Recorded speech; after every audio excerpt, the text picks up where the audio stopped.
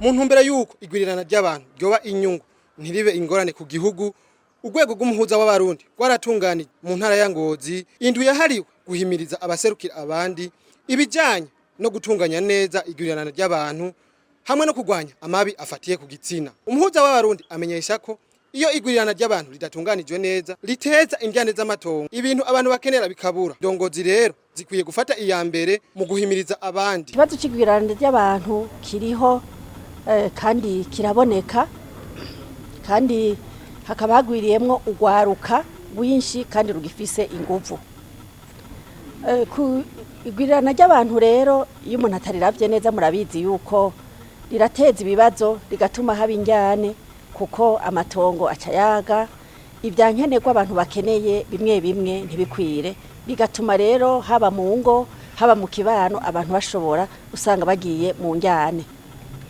Rero kubera ko abajejwe gutorera umuti izo njyane n'abajejwe intwaro n'abajejwe ubutungane n'abajejwe ibisata bitandukanye, igipolisi, abajejwe ibisata by'indero, ibisata byose by'igihugu birabiraba ico kibazo bategerezwa kukimenya.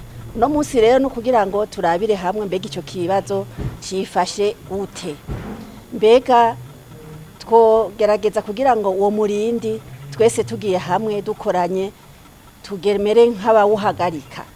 Mbega none ko biza bihari hoho abo bantu bahari ari benshi kandi mugabo bafise inguvu n'ubwenge bwo gukora, twobigenza gute kugira ngo babe ikimazi ku gihugu ntibitwe yuko ari ngorane. Murabona igihugu cyacu kirafise imbona kazoza cihaye ku 2040 igihugu cifashe 2060 igihugu giteye imbere.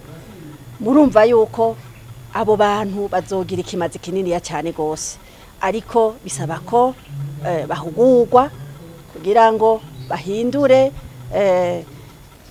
ngene basanzwe biyumvira, ngene basanzwe bakora, maze bashobore kuja mu iterambere vy'ukuri, maze iryo gwirirana ry'abantu ryamaze kudushikamwo ribe inyungu ntiribe ikibazo.